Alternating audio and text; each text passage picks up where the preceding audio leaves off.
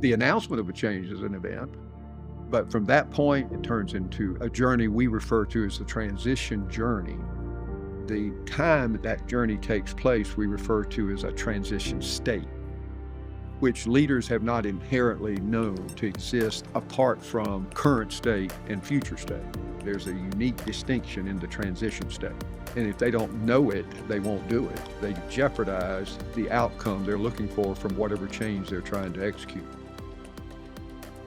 Thank you for being here. I'm excited to have you at LeaderPass and LeaderPass Studios. It's been a great day. Indeed, it has. Learning a lot from you, even just watching what we're doing, capturing amazing work that you're doing in several different fields today. We've been spending time on change. Yes. So thank you for being here. It's my pleasure, and I appreciate all the great work you're doing. Thank you. Before we get started, I want you to tell me, if you don't mind, briefly, how you and Judy met. Your amazing wife, who couldn't be with us today. Yeah, regrettably, she certainly would like to be. The irony of this whole thing is that it's the material that we're discussing today that is the basis of how we met. Okay. Judy was a 20-year managing editor of a global magazine for a very large nonprofit. Okay. And her role changed. She moved into the president's office as the head of communication. At the time, I was doing a consulting engagement for that organization, a culture change engagement that involved everything about what we're talking about today. She learned about that and contacted me out of the clear blue back before video conferencing and all that. It was basically a phone call, and said, I hear you're working with our executive team on a culture change process. I said, yeah, that's right. She said, well, I'm now the head of communication. Don't you think communication is important in change? And you said, yes. And I said, yeah, it's all important, incredibly important.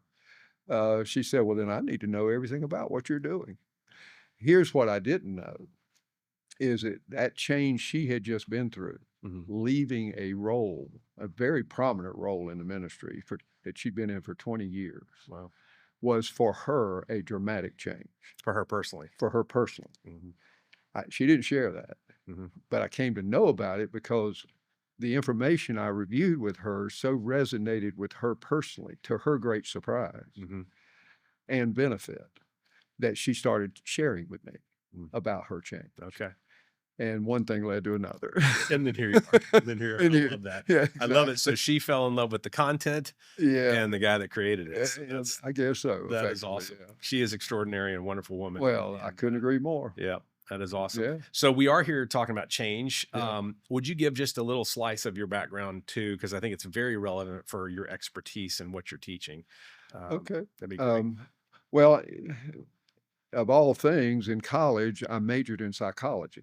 I thought I was going to be an attorney for reasons I won't get into. That didn't take place, but I found myself entering the world of business at the age of 22, looking for a job, and was hired by a company into a management program where they made me a manager day one. Wow. 22-year-old sales manager. Okay. Working with people who had been in sales for years, and I'd never sold anything. So that was a organizational change phenomenon for me and for them that we had to navigate. And there were some good lessons learned in that experience. The company was AT&T and its subsidiary Southern Bell. Oh, wow. At the time, they were the world's largest employer, 1.1 million employees, larger than any other organization in the world except the federal government. That remained the case for the next few years until the courts and the marketplace decided differently. Competition entered into our world, regulation and deregulation started into our world, antitrust suits that led to the breakup of the Bell system. That experience as an executive leader in the company at that point formed my understanding of the importance of change and managing change well. And we didn't manage it so well. This was before the days of sophisticated consulting in that area. So that formed my motivation, desire, and a lot of my learning about what how to properly lead people in the change process. That went on to be applied in other contexts beyond just AT&T, leading up to the formation of my current consulting practice, which is largely focused in this area. Okay. So the change as an employee, as a manager, I guess at that time, and then watching one of the biggest companies go through it. And trying to support the people that were experiencing it. Yep. Yes. And tell us what you do now. So let's walk through kind of your consultancy and what you do. In 2005, I left the corporate world for personal reasons, decided to try to start something on my own. And this idea was part of what I had in mind, to start a consulting and coaching practice that focused on helping senior leaders and their teams achieve breakthrough results through stellar execution. Okay. And so in that idea, I had to define what stellar execution meant and what made up the elements of achieving stellar execution. So we built a practice around that, achieving strategic clarity, building leadership capacity, and acquiring critical process capability, including change management, along with establishing a high-performing culture. Yeah. Those were the essential elements we knew we had to support. So I brought that change learning into our practice as one of the critical processes that we help organizations with. Okay. And still do to this day. Yeah. And you've worked with some amazing groups, amazing organizations, Indeed. Large, smaller, profit, nonprofit. Yes, indeed. Some household names and some not so well-known companies. We work with people across the entire spectrum, Fortune 1000 all the way down to small startups. Yeah. Because what we find is the issues I'm alluding to exist in every organizational environment. Yeah. One of the things that we're most engaged with is organizations experiencing rapid growth. Okay. Especially privately held organizations that are beyond the startup phase but are scaling. Yeah. And that's where change becomes a real phenomenon. And we met through one of those rapid growth companies, through Chris Carneal and Booster. That's correct. How did y'all get connected, and what have you seen? I mean, you've been with them for a number of years. Oh, yeah. Probably over 15 years now. Wow. Right. And so they were at X million in employees, and now they've precisely. Yeah, they've just exploded. Oh yeah, they're probably at least 5x their size from when we first met. Yeah. Chris was introduced to me by a mutual acquaintance, and we met at a Starbucks, and he had a particular leadership challenge he was dealing with, and I coached him and some other folks on his team on how to navigate that challenge. And one thing led to another, and we've continued that relationship unbroken for 15 years. That's amazing. I've gotten to do a lot of work in support of the organization, and especially in regard to this topic. Yeah, to that change. And I guess in 15 years, but with growth, why rapid growth? And how would that, tell me something about Booster, how that applied? Just give me a scenario, if you don't mind, that was one of those with the rapid growth side. Well, the fundamental nature of growth, especially rapid growth, is how it drives the need to scale an organization to support that growth. And scaling by definition is change, inherently, significant change on all fronts. So helping rapidly growing organizations scale by addressing the change implications of the things they need to do to accommodate that growth is the driving force. Booster was a role model of that experience. Yeah. And not only of experiencing it, but managing it very well. They have an incredible leadership team who really gets it around the concept of change management. And so I've been able to help them in that process. That's awesome. What would be a trait, because Chris brought you in and has continued to grow and scale, ups and downs, obviously, that change, people, staying, some leaving. What would you say when you think about Chris specifically, why do you feel like he so adopted this thought process? It's his nature, number one. He eats change for lunch, as I'm fond of saying. He even is the kind of leader so innovative by nature that he will instigate change for the fun of it. Okay. For the fun of it. Yeah. Okay. He's what we call an innovator. Yeah. He's also a quintessential entrepreneur. And so he's always looking for opportunities to make things better and to grow them and replicate them, or whatever the situation. So he is literally a hotbed of change, Yeah. and his organization is as well. It's just his nature, and but he knows how to bring people and process around him that can support that, and Okay. that's been the key to his success. Yeah, because your process, when you talk about that, you're big on people side of Yeah, this though. yeah, And not just, change as an event. A couple things I learned today is that we tend to think that way. And that's one of, I think you call them the myths, yeah. of change. Misconceptions, Yeah, right? misconceptions. So can you tell us, throw out a misconception just off the top of your head? Mine was, I think, the way we've always thought about change is that it's an event, it's a moment, and then you're trying to get from A to B. And but how do you look at that, or what do you see with that? Well, that's certainly a significant perspective to understand. Is that change is not an event. It won't happen like an event. The announcement of a change is an event, Mhm. but from that point, it turns into a whole different thing. It turns into a journey we refer to as the transition journey. And the time that journey takes place, we refer to as a transition state in the organization, Okay. which leaders have not inherently known historically to exist apart from current state and future state. Hmm. They don't understand that there's a unique distinction in the transition state, Hmm. that takes a unique set of leadership skill and practice. And if they don't know it, they won't do it. Hmm. And therefore they jeopardize the outcome they're looking for from whatever change they're trying to execute. In fact, data has proven consistently over time, over decades now, that the originally intended success outcomes of a major change are not realized the majority of the time. Wow. And it Okay. can be traced back to what we're talking about. To the misconception that it's a journey instead of an event. And therefore it was not managed Okay. as such. Okay. And therefore it did not get the expected return on investment as such. Mhm. Um, the majority of change initiatives Hmm. fail to achieve their original intended objectives. And is that a mindset or just they just don't know? Like when you think about They, leadership. they generally don't know. Okay. They haven't been schooled in it in the same way they have in basic business practices in Mhm. a current state environment. Right. They need to be schooled in these practices in the same way. Mhm. And that's what we're attempting to do. And does that journey idea, does that apply just to like an organization or an entity, or does an individual go through that as well? Think about Well, the organization's experience is the sum of the individual experience. Organizational experience is nothing more than the expression of cumulative individual experience. So it starts there. Hmm. It originates there. Mhm. It originates in the experience of every individual and how that in combination results in an organizational experience. Mhm. We often see the organizational effect, don't understand the root source of it is Okay. in the individual experience. Okay. Okay.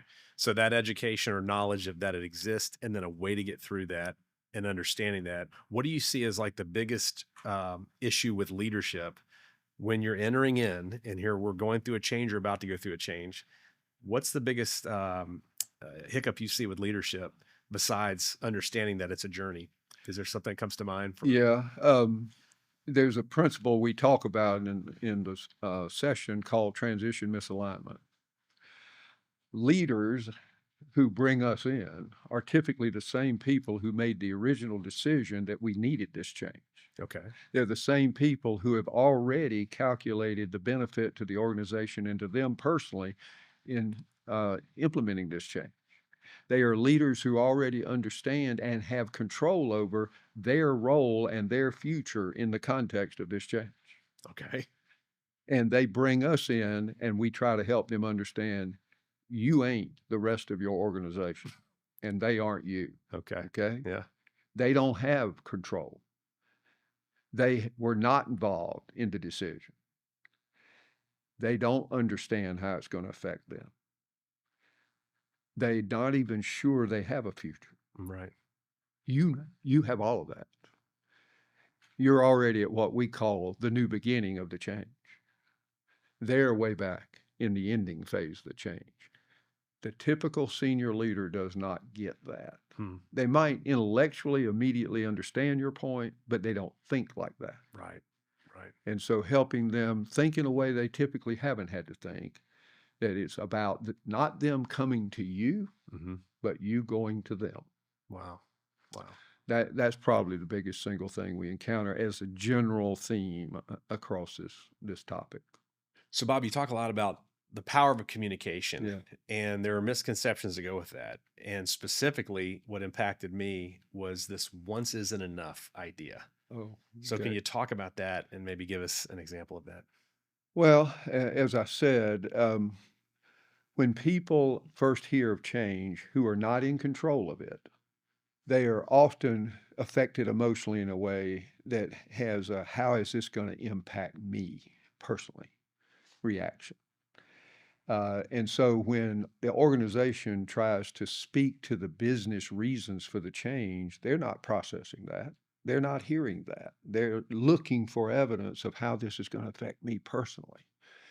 And that's not selfish. That's human nature. It's a survival instinct to think like that. But leaders don't take that into account in their communication. And even if they did, their attempt to speak to that in one attempt is not enough because the individual is processing this communication, this information they're receiving through that emotional filter. And the consequence is it gets distorted, parts of it get lost, and it even gets misunderstood. Uh, In fact, I've heard many leaders complain about how he thought they understood, but apparently they didn't get it. I've heard that many times, and I have to help them understand what we just said.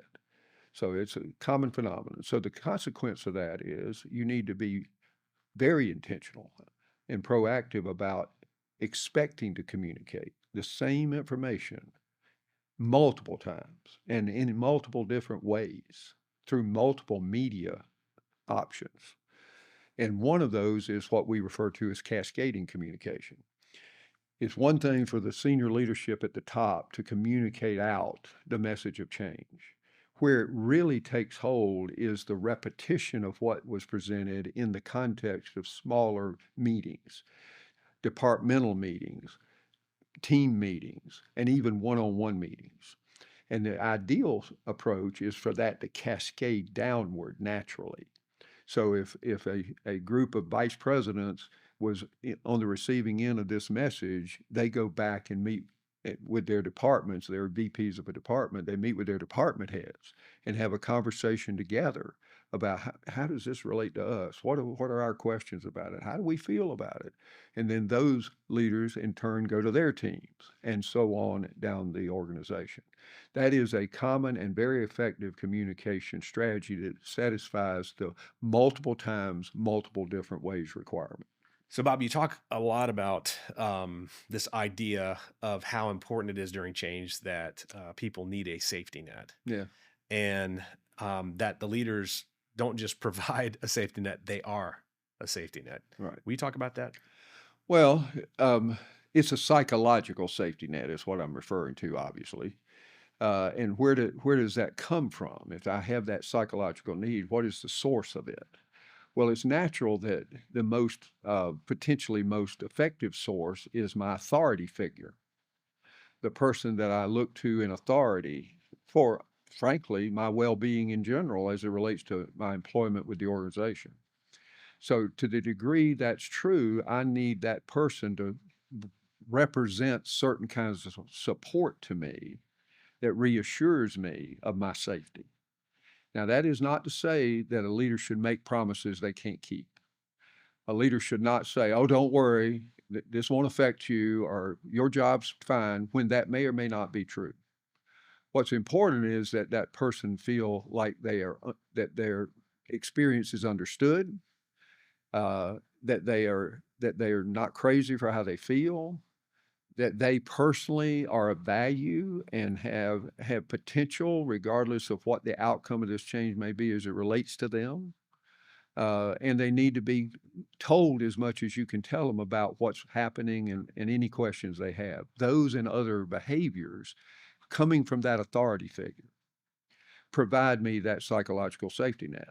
I can't hardly get it anywhere else because that's the source of what's happening to me is my authority. And I need that safety net as an experience. Otherwise, I'm on my own, so to speak. Hmm. I guess you can't be a very good safety net if you're not there. And I think one of the humorous things you said is that most you see it is that they duck out when there's change. A lot of the higher up leadership's like, I'm just going to be absent. Yeah, Yeah. they don't even necessarily realize they're doing it, but they maybe kind of close their door. They don't have the same open door policy they might typically have. Or they might take that trip out to the West Coast to visit our location out there, or maybe they take a day off or a vacation week or whatever. The point being that in any effort to avoid dealing with the natural chaos that comes from the introduction of a change, any effort to avoid that is obvious to everybody, and it just compounds that sense of anxiety and uncertainty, and even to a great extent, cynicism in the organization. Hmm. Yeah, you talk about all change has loss, Exactly. and never look at it that way, because especially if the leadership is one that came up with this amazing, innovative change, they're hopeful, they're excited, they're Oh, looking at what's they're coming. not looking at the loss, and I don't mean that critically. It's natural. First, like I've said, they're in control. Therefore, the loss as it relates to them personally generally isn't going to be that big a concern in the same way it would be for an employee who didn't make the decision, has no control over it, and doesn't know how it's going to affect them. Hmm. And just give a quick definition of what do you mean by loss when you think about change like that? Well, by definition, anytime there's change, there's loss. Whatever was is no more. That's the very nature of change. Think about it. Whatever was is no more because change caused that to happen. Okay. So whatever was is a loss. It may be in the minds of those who orchestrated it a very good loss, but it may or may not be that in the minds of everyone. Okay.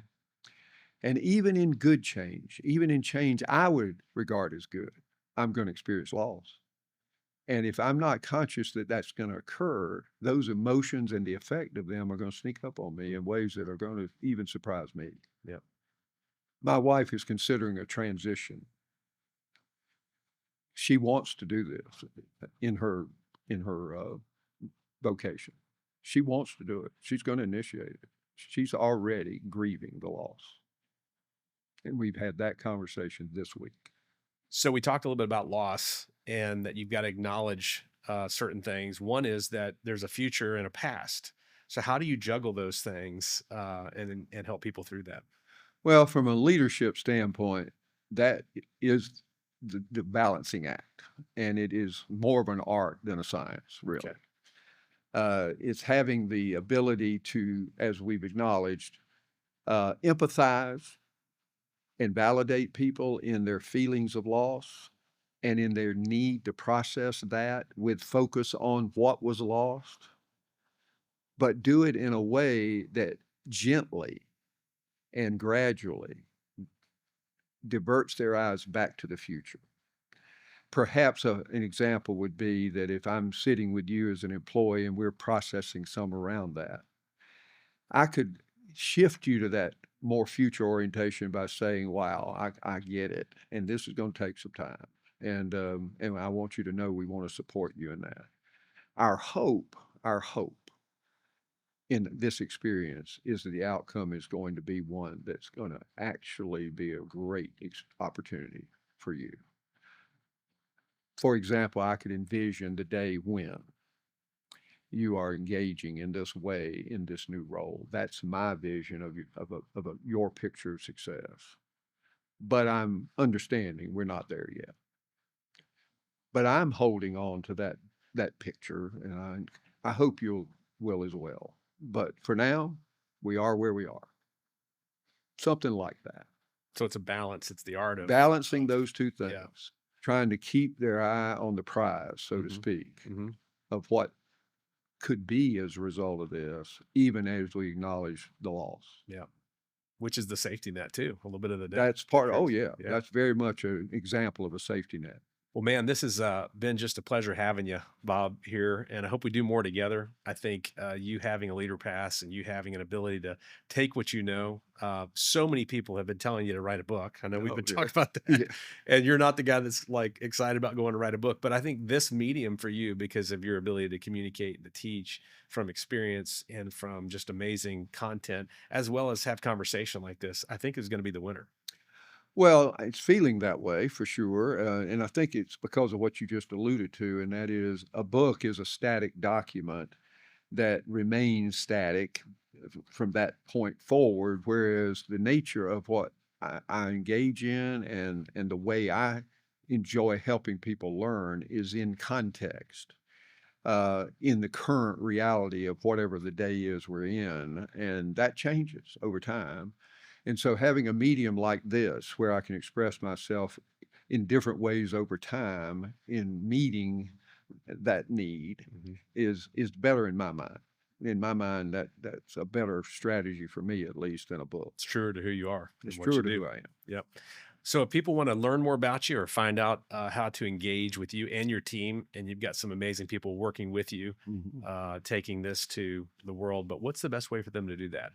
First of all, through the LeaderPass platform, to the extent there's content there that's of use. But we, as a consulting group, are Lewis Leadership. That's the name of our company. Yeah. Candidly, we don't have a website. Yep. Been in business 20 years and don't have a website. And I'm not necessarily bragging about that, but we've been very blessed. Yeah. So we haven't had that need. But you can reach me. I think I even put my email address at the end of the session slides. Yep. But you can reach me at blewis@lewisleadership.com. All right. And I would be happy to have a conversation about anything that's on your mind. Awesome. And we'll connect them through LeaderPass as the tip of the spear for you. So Okay. that's great. Sounds Well, great. thanks for being here. All right. All right. You good with a high five? Yes. How about it?